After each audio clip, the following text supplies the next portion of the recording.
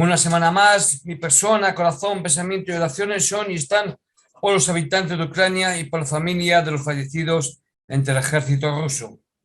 Porque no sería justo pensar en los fallecidos ucranianos cuando también entre los rusos hay fallecidos. Pero mi no a la guerra sigue también gente como lo estaba al comienzo de esta guerra inútil y sin sentido. Comúnmente, ni siquiera andando a pie se necesitarían 40 años para viajar del desierto de Sinaí a la tierra prometida en Canaán. Sin embargo, ese es el lapso de tiempo que necesitan los hijos de Israel, no para recorrer la distancia geográfica, sino para recorrer la distancia espiritual, es decir, la distancia entre quienes eran y quienes necesitaba el Señor que llegaran a ser para que fueran su pueblo del convenio. El libro de Números describe parte de lo que sucedió durante esos 40 años, incluso las lecciones que los hijos de Israel tuvieron que aprender antes de entrar en la tierra prometida. Aprendieron en cuanto a ser fieles a los siervos escogidos del Señor. Aprendieron en cuanto a confiar en el poder del Señor, aunque pareciera que el futuro carecía de toda esperanza. Además, aprendieron que el no tener fe o no confiar ocasiona daños en lo espiritual, pero también que podían arrepentirse y mirar y recorrer al Salvador para ser sanados. Todos somos como los israelitas en algún aspecto. Todos sabemos lo que se siente al estar en algún desierto espiritual, y las mismas lecciones que ellos aprendieron pueden ayudarnos a nosotros a prepararnos para entrar en nuestra tierra prometida, la vida eterna con nuestro Padre Celestial. El título del libro de Números es tomado de la Vulgata latina, donde aparece como numeri, es decir, números en latín, nombre que sirve para describir el censo dado en los 3 primeros capítulos de esa obra y que no tiene mayor relación con el contexto general. Por lo tanto, el número es el nombre cristiano usado estrictamente para esta sección del Torá, o sea, de los 5 primeros libros de la Biblia o libros de Moisés. Los hebreos tenían por costumbre elegir entre las primeras palabras de un texto una que les sirviera de título. Así, los judíos han dado a esta obra 2 nombres. Vayedaber, habló, que es la primera palabra hebrea del texto, o más comúnmente Bemidbar, en el desierto, vocablo que ocupa el 5º lugar en el primer versículo. Esta parte de la obra de Moisés relata el traslado de los hijos de Israel desde el monte Sinaí al monte Pisga, el cual se eleva en la margen oriental del Jordán y desde cuya cima se ve gran parte de la tierra prometida. El libro incluye un detalle del censo de Israel, los preparativos levíticos para trasladar el tabernáculo, la razón por la que Israel fue maldecido con 40 años de vida errante, el segundo censo de Israel después de la muerte de los que tenían más de 20 años de edad en la época del Éxodo, la elección de Josué para dirigir a Israel y una descripción de algunas de las tierras de herencia para cada tribu. Este libro no contiene muchos discursos doctrinales, pero aporta el entendimiento necesario de acontecimientos históricos importantes ocurridos en la familia de Jacob. Algunos de los principios doctrinales encerrados en estos acontecimientos históricos son de gran valor, y el alumno y toda persona debe estar alerta para ir captando los hechos más importantes y los preparativos a los que se sometió el pueblo de Israel antes de estar listo para obtener su recompensa prometida. Conforme el campamento de Israel avanzaba de acuerdo con la forma en que el Señor los había organizado, Jehová estaba con ellos. La nube que estaba ante ellos era un recordatorio constante de que Él estaba en medio de ellos y los guiaba. Una aclaración: la trompeta de plata de obra de martillo era usada en 7 ocasiones especiales: convocación de la Asamblea General, reunión de los príncipes o jefes tribales, señal de levantar el campamento, alerta de guerra, anunciar los días de celebración y gozo, para anunciar días de fiesta solemne y para anunciar las ofrendas y sacrificio al principio de cada mes. Es evidente que era necesario usar un medio de largo alcance para llamar a la acción a todas personas. Recordad eran más de 2 millones. Los coatitas eran levitas de la misma familia que Moisés y Aarón, siendo su abuelo un hijo de Levi llamado Coat, como se puede ver en Números 4:15, 18 y Éxodo 6, 18, 20. Eran los únicos levitas cuya carga en el mobiliario del tabernáculo era tan importante que se les requería que la llevaran sobre los hombros.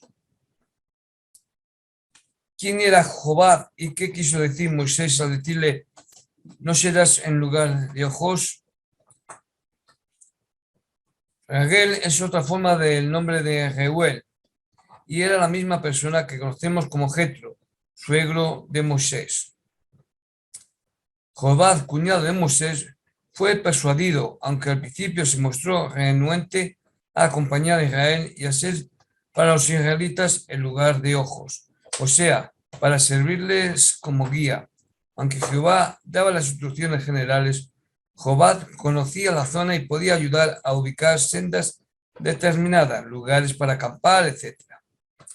Por lo que leemos en pasajes posteriores, es evidente que él y su familia siguieron con Israel y llegaron a ser herederos de tierras en Israel, como se puede ver en Jueces 1:16 y 4:14, y también 1 Samuel 15:6 y 2 de Reyes 22:15, 1 de Crónicas 2:55 y más adelante en Jeremías 35, donde este profeta nos cita como ejemplo de integridad.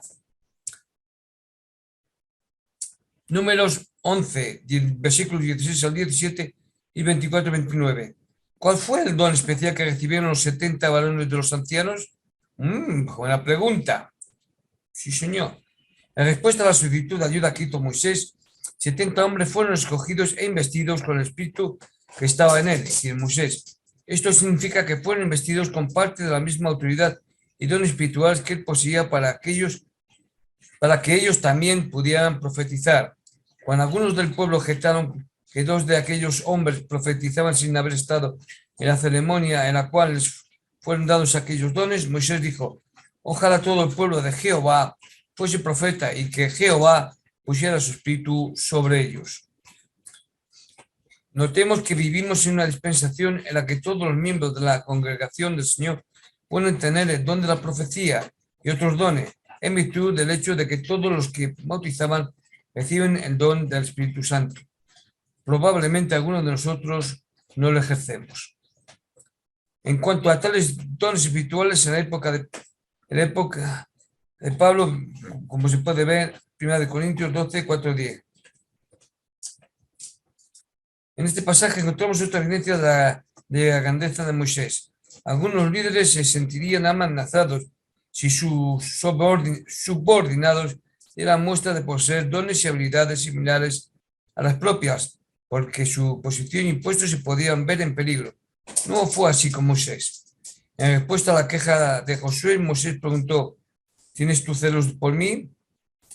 No solamente no se veía amenazado por compartir su poder espiritual, sino que expresó el deseo de que cada israelita compartiera con él el mismo poder. Bien, ahora vamos a ver Números 11, versículos 19 al 20 y 31-35. Cuando Dios envió codornices en respuesta al deseo de Israel de comer algo más que maná, el pueblo se dio a la glotonería. La caza más pequeña les dio mucho más de lo que normalmente necesitaría. El hecho de que codiciaran más de lo que podían consumir trajo sobre el pueblo un justo castigo. No se sabe cuántos murieron por la plaga, pero el lugar recibió el nombre de Kibrot Hatabá, o tumbas de los codiciosos. Números 11:29. Ojalá que todos del pueblo de Jehová fuesen profetas. La palabra profetas, en el sentido que tiene en Números 11:29, no se refiere a las autoridades que presiden la iglesia. Más bien, es probable que el término se utilice en un sentido amplio para describir a toda persona que reciba revelación mediante el Espíritu Santo. En el de David A. Berna, del cual de los 12 apóstoles, enseñó: el espíritu de revelación está al alcance de toda persona. Esta bendición no se limita a las autoridades que presiden la iglesia, sino que le pertenece y debe estar en vigor en la vida de todo hombre, toda mujer y todo niño que alcanza la edad de responsabilidad y que entra en convenios sagrados. El deseo sincero y la dignidad invitan al espíritu de revelación a nuestra vida. Números 12, versículos de 1 al 11. ¿Por qué María y Aarón se opusieron a Moisés?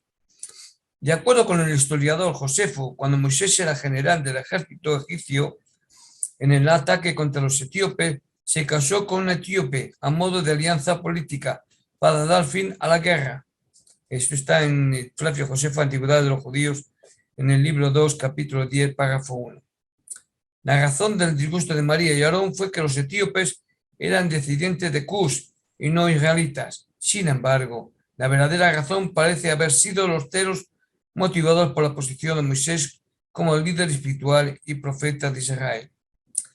Este encumbrado puesto de Moisés causó la envidia de sus hermanos, a quienes Dios había investido ricamente y puesto también en lugar destacado, siendo que María era distinguida como profetisa sobre las mujeres de Israel, en cuanto que Aarón había sido elevado por su investidura con el sumo sacerdocio a la cabeza espiritual de toda la nación. Pero el orgullo del corazón natural no estaba satisfecho. Estaban inclinados a disputar con su hermano la preeminencia de su llamamiento especial y de su posición particular, la cual posiblemente sentían que tenía derecho a compartir con él no solamente como hermano, sino como sus ayudantes más cercanos. María fue la instigadora de la rebelión, tal como vemos por el hecho de que su nombre aparece antes que el de Aarón y también porque el castigo mayor que cayó sobre ella. Hoy día los miembros de la Iglesia caen en trampas semejantes. Con motivo de que el Señor los bendice con los dones del Espíritu, cree que son iguales o superiores a quienes los presiden. Pronto son arrastrados a la apostasía si no se humillan y no se someten a los siervos del Señor llamados a presidir. Aunque el deseo de Moisés hubiera sido otorgado y cada alma de Israel hubiera recibido el don de profecía, Moisés habría sido igualmente el elegido por el Señor para presidir. Aquí surge un interrogante. ¿Por qué solamente María fue castigada con la lepra cuando tanto ella como Aarón se habían manifestado en oposición? Hay dos razones posibles. Primero, como Kel y Dani señalan, María fue instigadora del ataque sobre el derecho de presidir que Moisés tenía, de manera que su pecado fue más grave. Segundo, el hecho de que Aarón buscara ser el líder del sacerdocio demostró orgullo y un deseo de engrandecimiento personal. Él aspiró a un puesto al que no habría sido llamado. María, al aspirar también a ese puesto, no solamente demostró orgullo, sino que intentó establecer un orden contrario al sistema de gobierno de Dios. Desde el principio, los llamamientos en el sacerdocio y el derecho de presidir fueron dados a los hombres. El intento de María de lograr igualdad con Moisés fue un desvío muy grave del sistema del orden establecido divinamente. Números 12.3. Moisés era muy manso. La afirmación de Números 12.3 de que Moisés era muy manso sugiere que fue paciente con María y Aarón cuando estos hablaron en contra de él. El elder Ulises Suárez, de los 70, enseñó, ahora es un apóstol. Enseñó, la mansedumbre es vital para que lleguemos a ser más como Cristo. Sin ella no seremos capaces de desarrollar otras virtudes importantes. Ser manso no significa ser débil, sino que significa comportarse con bondad y gentileza, mostrando fortaleza, serenidad, sana autoestima y autocontrol. La mansedumbre fue uno de los atributos más abundantes en la vida del Salvador. Él mismo enseñó a sus discípulos, aprended de mí que soy manso y humilde de corazón. Mateo 11:29.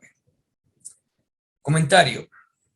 El Antiguo Testamento contiene algunos relatos sobre hombres y mujeres grandes y maravillosos. Abraham, Sara, Ruth, Moisés, Adán, Eva, Not y muchos otros proporcionan inspiración a todos los que desean alcanzar la verdadera grandeza. Pero el Antiguo Testamento también encierra el relato de muchas tragedias. La tragedia no consistía tanto en lo que aconteció, sino en lo que se perdió y en la forma que pudieron haber sido las cosas si se comparan con lo que llegaron a ser. El rey David perdió su exaltación por causa de su alocado intento de encubrir su pecado de adulterio mediante el asesinato. Saúl, llamado por el Señor para ser el primer rey de Israel, pronto olvidó quién era el verdadero rey y terminó su vida en una frenética búsqueda de paz y tranquilidad. Sansón poseía dones y poderes especiales que le fueron dados, sin embargo, los malgastó en actos frívolos y egoístas. Números 13 y 14, los capítulos 13 y 14. Los espías y su informe. En este punto de la historia, Israel había estado fuera de Egipto solamente unos meses y había recibido la ley de Dios. El Señor indicó que era tiempo de entrar y tomar posesión de la tierra prometida. Ordenó que un grupo de reconocimiento fuese enviado a Canaán para traer informes. La evidencia de la riqueza de la tierra fue irrefutable y los espías trajeron consigo un sarmiento con un racimo de uvas tan grande que tuvo que ser acarreado y llevado entre dos hombres y mediante el uso de un palo para demostrar la riqueza y hermosura de lo que aquella tierra producía. Sin embargo, los espías, excepto Josué y Caleb, informaron que, a pesar de la riqueza de la tierra, no había esperanza de expulsar a los habitantes. El tono exagerado de su informe negativo se muestra en el uso de frases tales como muy grandes, la tierra traga a sus moradores, todo el pueblo son hombres de grande estatura, éramos como langostas. Tal exageración en el informe fue de por sí suficientemente mala y demostró la falta de fe de los 10 hombres que lo presentaron. Pero la tragedia nacional comenzó en el momento en que los habitantes de Israel prestaron atención a ese informe, pues abiertamente rechazaron las numerosas evidencias del poder de Dios que casi diariamente habían recibido y comenzaron a exclamar que habría sido mejor no haber salido de Egipto. Las murmuraciones no cesaron ahí, sino que se inició un movimiento para deponer, es decir, para quitar a Moisés y elegir un caudillo que los llevara a Egipto nuevamente. Cuando Josué y Caleb trataron de contrarrestar el efecto del informe negativo, la congregación intentó apedrearlos. No es de sorprenderse de que la ira del Señor se encendiera contra ellos. En una gran oración intercesora, Moisés rogó misericordia para su pueblo. No disculpó la conducta de su pueblo, mas solamente recalcó la paciente misericordia del Señor. Israel fue perdonado y no fue destruido, pero perdió el privilegio de entrar enseguida en la tierra prometida. Durante los siguientes 38 años tuvieron que peregrinar en el inhóspito desierto de Sinaí. Durante ese tiempo pudieron haber conquistado a los habitantes de aquella tierra, edificar ciudades, comer del fruto de la tierra que fluía leche y miel y criar a sus hijos en comodidad y paz.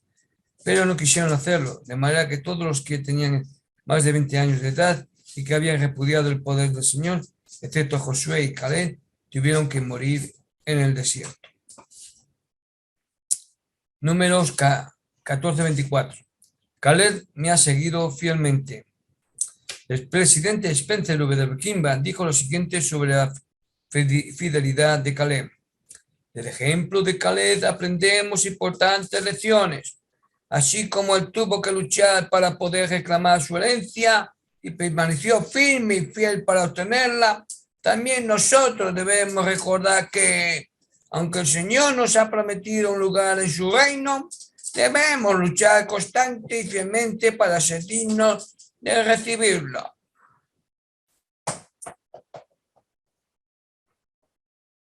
Números 14, versículos 40-45.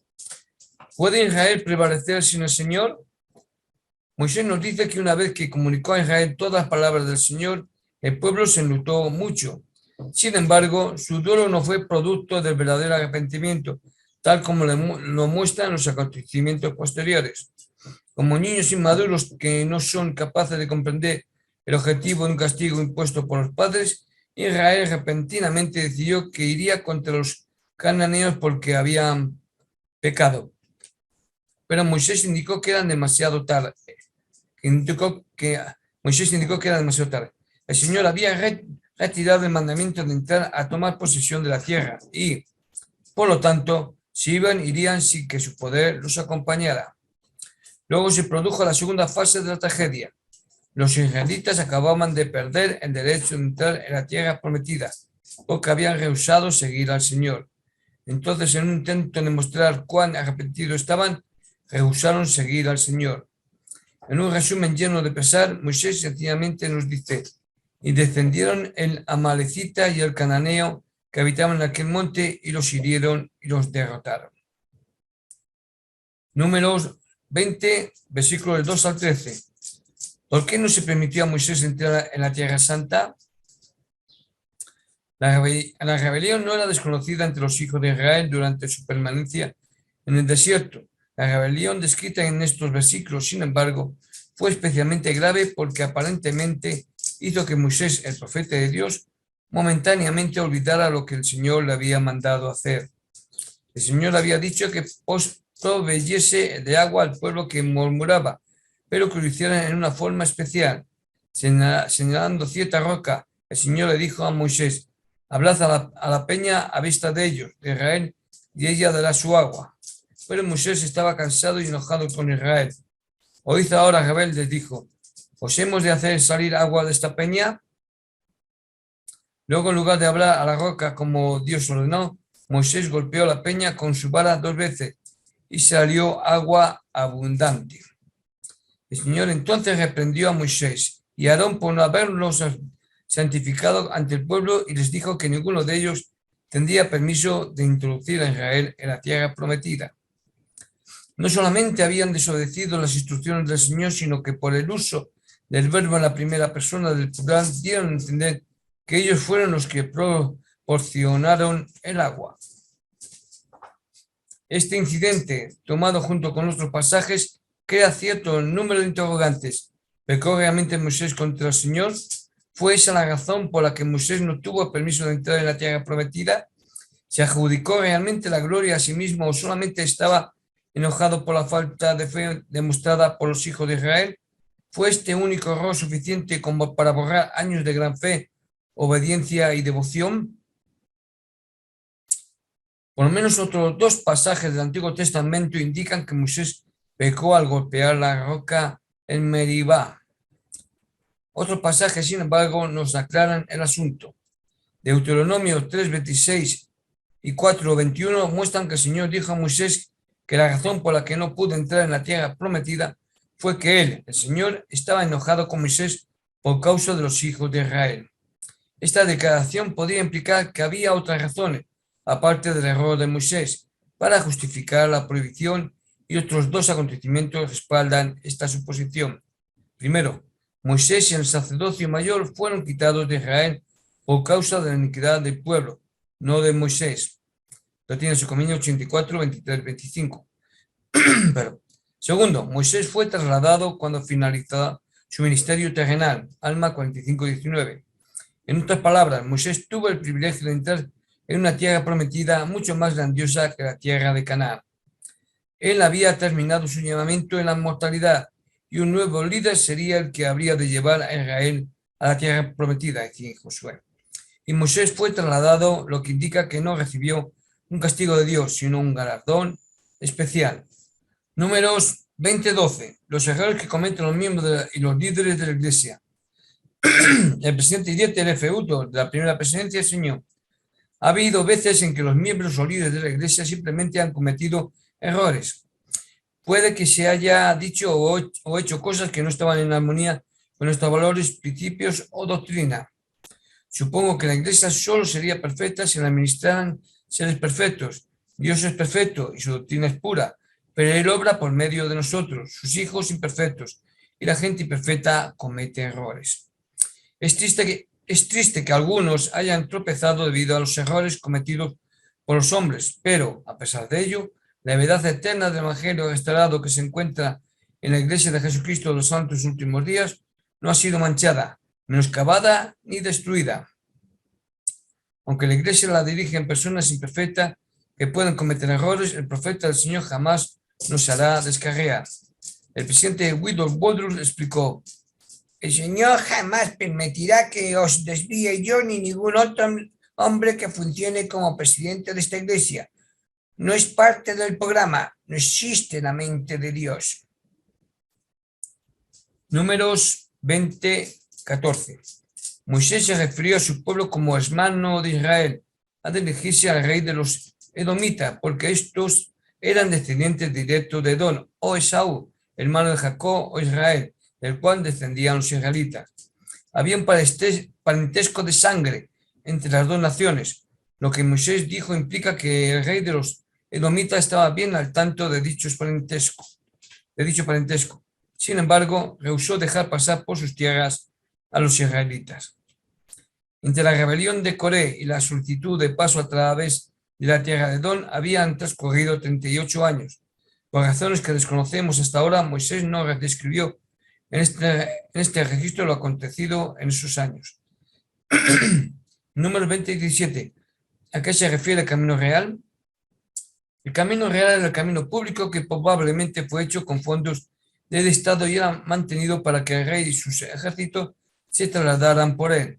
Es sinónimo del camino del sultán o camino del emperador, tal como hoy en día se llama en Oriente a los viejos caminos militares abiertos y amplios. El camino recorría las tierras altas de Jordania, desde el Mar Rojo hasta Siria. Al este iba en dirección paralela con el Mar Muerto y el río Jordán. Números 20, versículos 22 a 29. ¿Qué significado tuvo que Moisés quitara los vestidos de Aarón y los pusiera sobre Eleazar, su hijo? En efecto, esto fue para relevarlo de su oficio en el sacerdocio, y al poner los vestidos sobre Eleazar, hijo de Aarón, hubo una transferencia de este oficio a Eleazar. La transferencia de oficio, cuando se trata de ponerle las ropas del predecesor a la persona que la sucede, se ha designado con el vocablo investir o investidura. Así como relevar a una persona de determinado oficio se describe como despojarla de su investidura. La misma costumbre continúa en algunas instituciones hasta el presente. Cuando un oficial toma posesión de un puesto o lo deja, la ropa ceremonial le es colocada o quitada, simbolizando una transferencia de autoridad. Cuando el individuo parte en deshonra, literalmente se despoja de su ropa. En las filas militares, el corte de las charreteras o de la insignia de rango tiene el mismo sentido. O como se puede ver también, aunque no venga al caso, pero es también simbólicamente, cuando los concursos de Misses, cuando se llama a una nueva Miss, la anterior se quita la corona y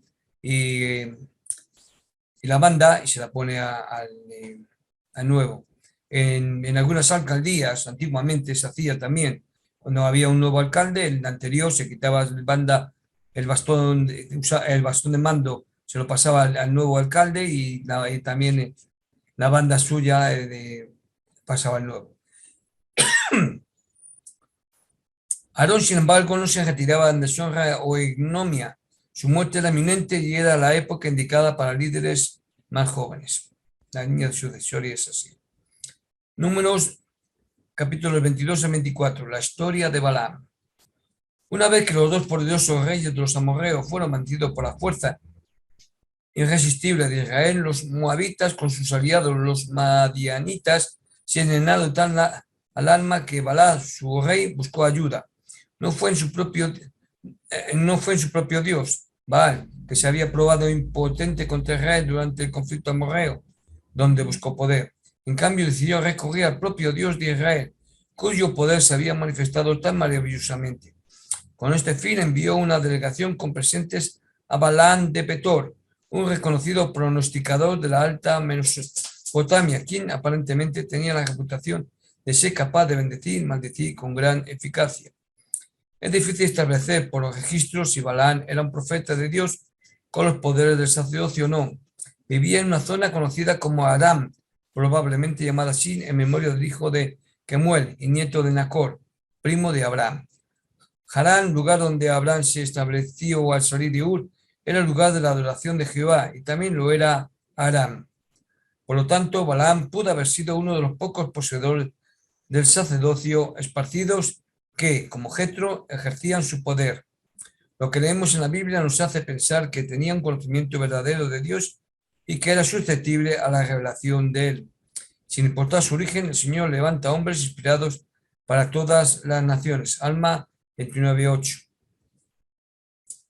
Es significativo que Balaam no es mencionado como profeta en la Escritura, sino que más bien es citado como adivino, algo parecido a Simón, el que aparece citado en el Nuevo Testamento.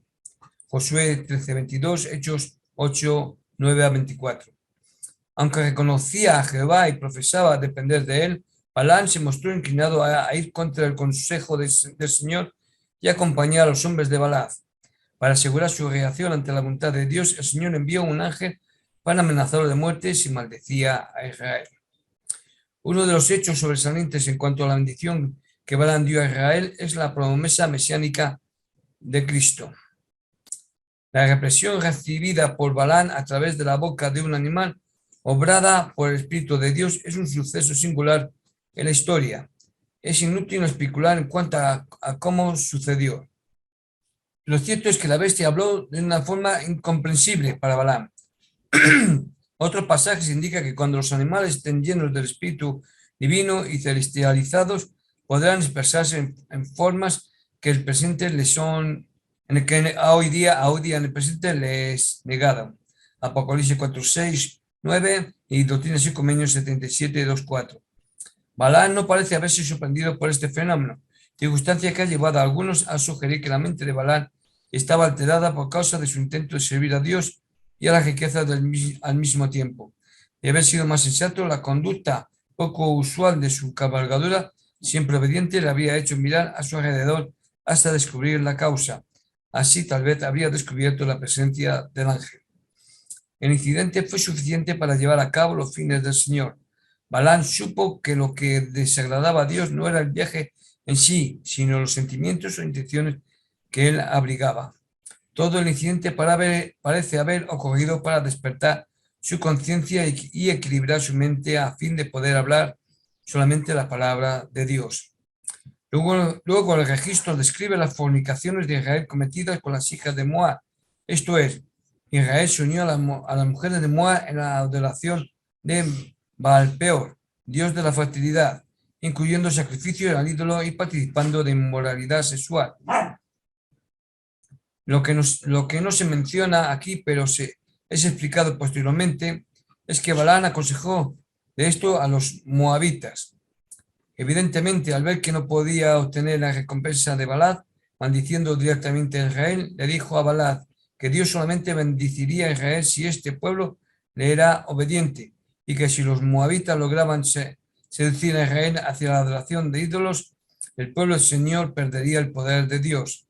Así, Balaam vino a ser un símbolo de aquellos que emplean sus llamamientos y dones para obtener ganancia y pervertir al pueblo del Señor, como se puede ver también en 2 de Pedro 2:15 y Apocalipsis 2:14.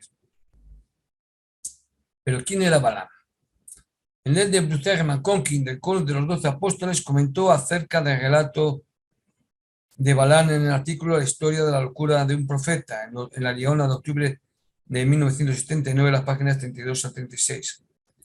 El Elder McConkie analizó cómo en ese relato verdadero un hombre justo trató de servir tanto a Dios del cielo como a la codicia por las riquezas y los honores de los hombres. Al final, el profeta Balaam perdió su alma porque puso su corazón en las cosas de este mundo en lugar de las riquezas de la eternidad.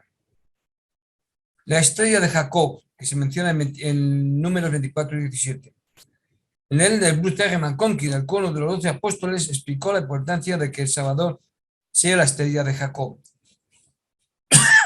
Bueno, en lenguaje figurado, las huestes espirituales de la vida premortal son llamadas estrellas del cielo. Las estrellas del alba que se unieron a todos los hijos de Dios cuando se fundaba la tierra eran los espíritus nobles y preeminentes. Como la estrella que salió de Jacob, Cristo es, por consiguiente, el más destacado de todas las huestes de esa casa innumerable. Bien, después de que la Escritura nos dice que cuando terminó Balaam su labor, se volvió a su casa y Balac también volvió a la suya. Yo os testifico que esto es verdad. Y dejo mi testimonio y esta lección en el nombre de Jesucristo. Amén.